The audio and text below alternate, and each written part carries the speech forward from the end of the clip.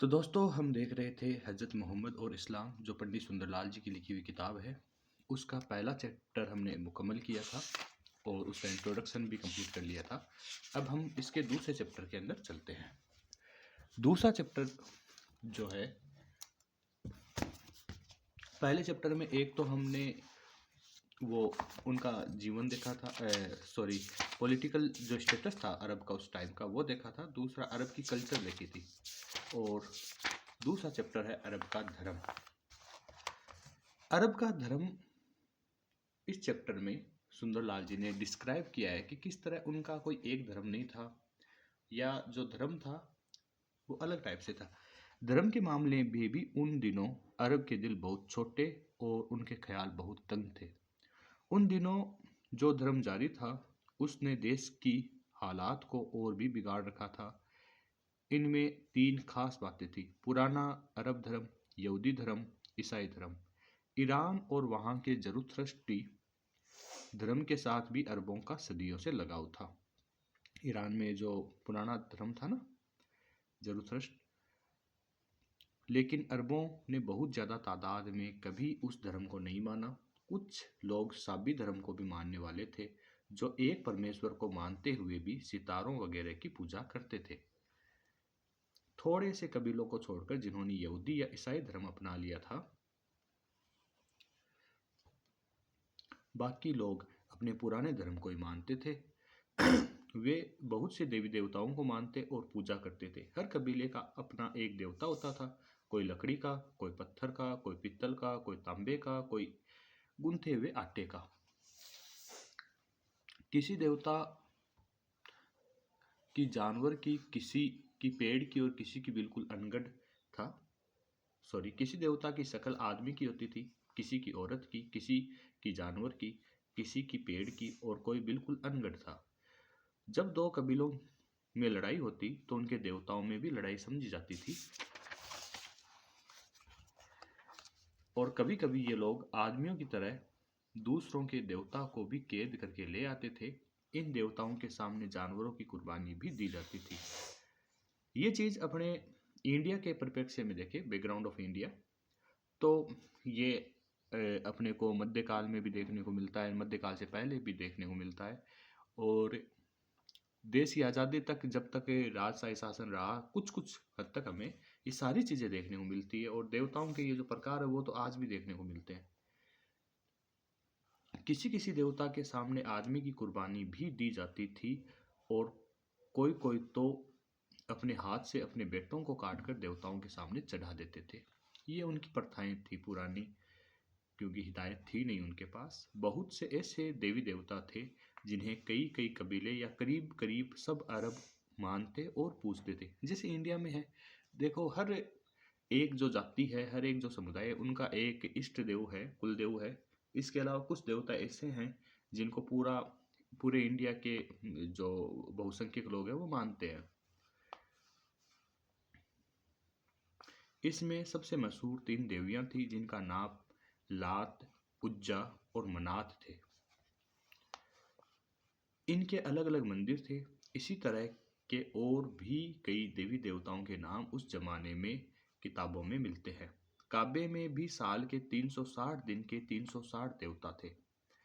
ये सब काबे की दीवार के चारों तरफ जड़े हुए थे। इनमें सबसे बड़ा होबल या हुबल नाम का देवता था। इनके अलावा सूरज, चांद और तारों को भी पूजा करते थे, जिनसे उन्हें दिन में गर्मी मिलती थी और रात को रास्ते का पता चलता था। रास्ते का पता कुरान में भी आया है कि सितारों से मुसाफिर रास्तों का पता लगाते हैं, और आज हम लगाते ही हैं। ध्रुव तारा है, सप्तऋषि मंडल है, या बाकी जो कुछ तारे हैं उनसे। आज तो हमारे पास नेविगेशन के बहुत सारे इलेक्ट्रॉनिक गजट आ गए हैं, लेकिन इससे पहले तो यही एक तरीका था जो समुद्र में या खुश्की या जमीन पे रास्तों का पता लगाने का तरीका होता था। एक परमात्मा के अलग मंदिर का कहीं जिक्र नहीं आता, यानी मोनोइस्टिक नहीं थे उस टाइम तक वो लोग। लेकिन इस बात का भी पता चलता है कि इनमें से कुछ लोग ऐसे भी थे जो सब देवताओं के ऊपर एक परमात्मा को मानते थे, जिसे वे अल्लाह ताला कहते थे, और मानते थे कि उनके सामने अपने देवी देवता उसी अल्लाह ताला के नीचे दुनिया का सारा काम चलाते हैं। खुद काबे से पहले बैतुल्ला यानी अल्लाह का घर कहलाता था। काबे को पहले यानी ये बैतुल्ला शब्द है, ये पहले से ये नाम इस्लाम जब पैगम्बर मोहम्मद सल्लल्लाहु अलैहि वसल्लम के जरिए दुनिया में आया उससे भी पहले से कुछ अरबों का ये रिवाज भी था कि जब कोई आदमी मरता तो एक ऊंटनी उसकी कब्र पर के पास बांध दी जाती,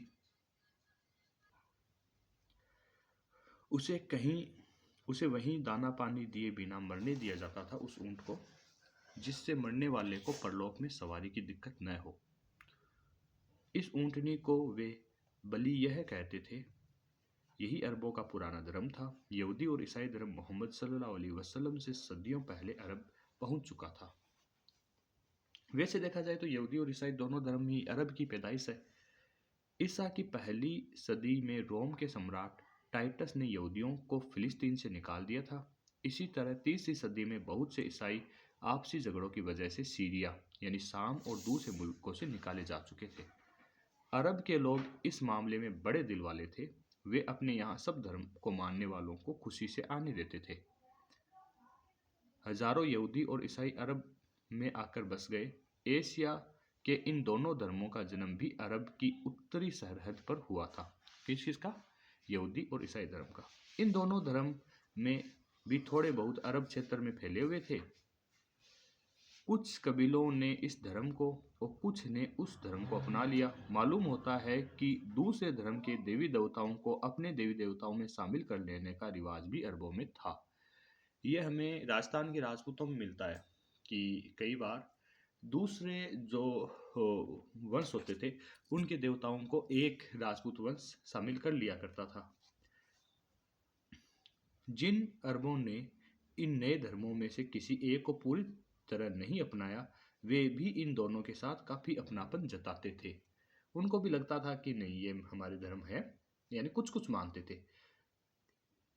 बहुत से अरब हजरत इब्राहिम अलैहिस्सलाम को, जिन्हें यहूदी और ईसाई दोनों पैगंबर मानते थे, अपना ही पूर्वज बताते और इब्राहिम के बेटे इस्माइल को अपना निकास बताते। निकास का मतलब होता है नजदीकी।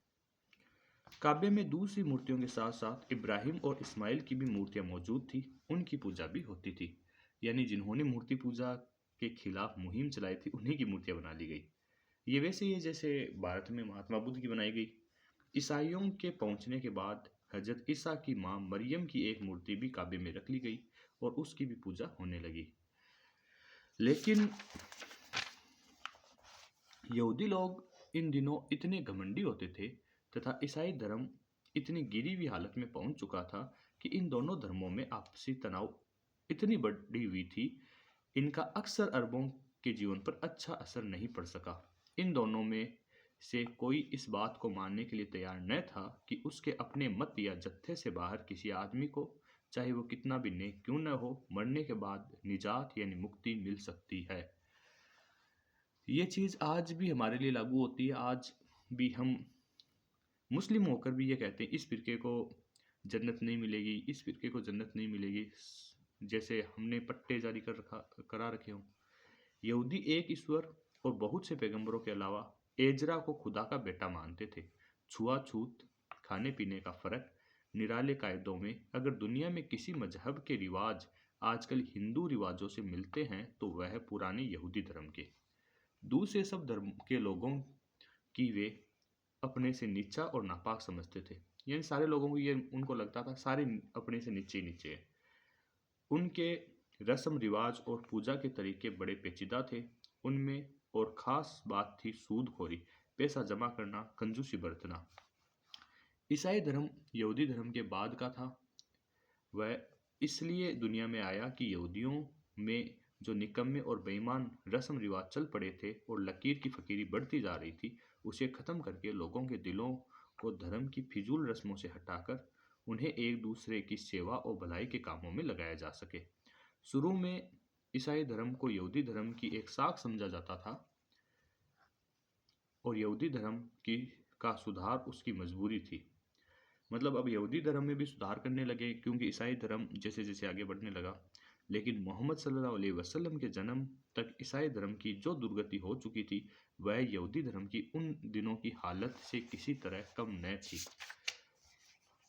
हजरत ईसा के कुछ दिनों बाद से ही ईसाई लोग एक तरह की त्रिमूर्ति यानी तिसलिस की पूजा करने लगे थे। इस त्रिमूर्ति में आमतौर पर बाप यानी ईश्वर, बेटा यानी ईसा अलैहिस्सलाम और पवित्र आत्मा वह मानी हुई रूह जिसके जरिए कहा जाता है कि कुंवारी माँ मरियम को पेट रहा था जिससे हजरत ईसा अलैहिस्सलाम का जन्म हुआ, ये तीनों गिने जाते थे।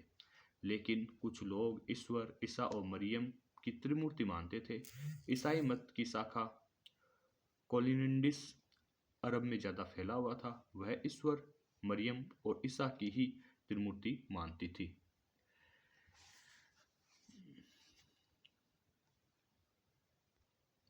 आगे सुंदरलाल जी लिखते हैं, ईसाई गिरजे ईसा, मरियम और सैकड़ों संतों, फरिश्तों और ईसाई शहीदों की मूर्तियों से भरे रहते थे। मरियम को ईश्वर की मां कहकर पूजा जाता था। ईश्वर, ईसा और मरियम तीनों एक बराबर माने जाते थे और इनके साथ साथ बहुत से ईसाई संतों को भी इन्हीं की तरह सब जगह मौजूद, सब कुछ जानने वाले और जो चाहे जो कर सकने वाले माना जाता था। इन सब के बुतों के सामने मन्नतें मांगी जाती थी और चढ़ावे चढ़ाए जाते थे। यही उस जमाने के ईसाइयों की रोज की पूजा थी। वहम की यह हालत थी कि यरूशलेम शहर में लकड़ी का एक क्रूस यानी स्लेब अभी तक दिखाया जाता था जिस पर कहा जाता था कि हजरत ईसा अलैहिस्सलाम को सूली दी गई थी। इस छोटे से क्रूस की सूखी लकड़ी बराबर बढ़ती रहती थी। हर ईसाई यात्री यरूशलेम से लौटते हुए उस क्रूस का एक टुकड़ा अपने साथ ले जाता था। आम आदमी उस टुकड़े को अपने घरों में रखकर पूजा करते थे और हजारों टुकड़े दुनिया भर के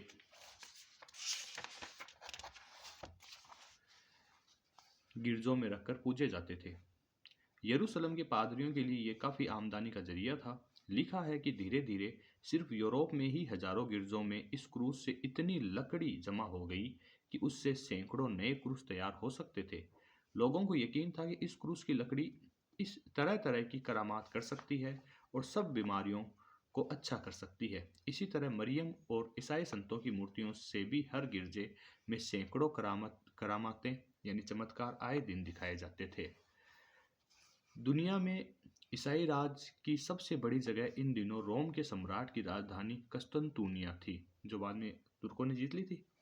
कस्तंतुनिया, सिकंदरिया और रोम, इन तीनों शहरों के लॉर्ड पादरी यानी बिशप ईसाई धर्म के सबसे बड़े महंत माने जाते थे, गिने जाते थे। इन लॉर्ड पादरियों की राय से कस्तूनिया के सम्राट की तरफ से सारी दुनिया के ईसाइयों के नाम यह आदेश जारी कर दिया गया था कि किसी भी बीमारी में देवताओं से इलाज कराना जैसा पुरानी किसी भी बीमारी में दवाओं से इलाज कराना जैसा कि पुराने यूनानी करते थे, यूनान के लोग, ईश्वर से इनकार करना है और पाप है। यानी आप दवाइयाँ नहीं ले सकते, आपको चर्च में जाना है और स्लेब वगैरह से इलाज कराना है। ईसाइयों को इलाज के लिए गिरजे की बूतों और पादरियों के पास जाकर दुआएं मांगना चाहिए और उनसे झाड़ फूक और गंदे तावीज कराना चाहिए। रोम के ईसाई सम्राटों को जहां जहां आदेश चलता था वहां वहां दवाओं से किसी का इलाज कराने वाले वैद्य हकीम तक को मौत की सजा दी जाती थी। ईसाई पादरियों में इस तरह की बातों पर लंबी लंबी बहसें होती थी जो कभी कभी पीढ़ियों तक चलती थी कि हजरत ईसा को ईश्वर का हिस्सा, हजरत ईसा के अंदर यानी ईसा अलैहिस्सलाम के अंदर ईश्वर का हिस्सा कितना था। जैसे ईश्वर अजर अमर है यानी कभी न तो बूढ़ा होता है न ही मरता है, ऐसे ही हजरत ईसा अलैहिस्सलाम अजर अमर है या नहीं है। मरियम को ईसा की माँ कहना चाहिए या ईश्वर की माँ, और मरियम को ईसा की माँ कहना चाहिए या ईश्वर की माँ। और अगर हजरत आदम गुनाह न करते तो कभी मरते या नहीं मरते। इन्हीं बातों को लेकर बहुत से अलग अलग दल खड़े हो गए। जब किसी दल का जोर होता या कस्तूनिया के सम्राट की तरफ से ठीक मान लिया जाता, उसके विरोधियों को अधर्मी कहकर देश से निकाला दिया जाता या मौत की सजा दे दी जाती थी। तो हम देख सकते थे कि ला इल्मी का, अन एजुकेशन का कितना बुरा हाल था। इसके बाद हम इस चैप्टर को आगे करेंगे कल। आज के लिए धन्यवाद।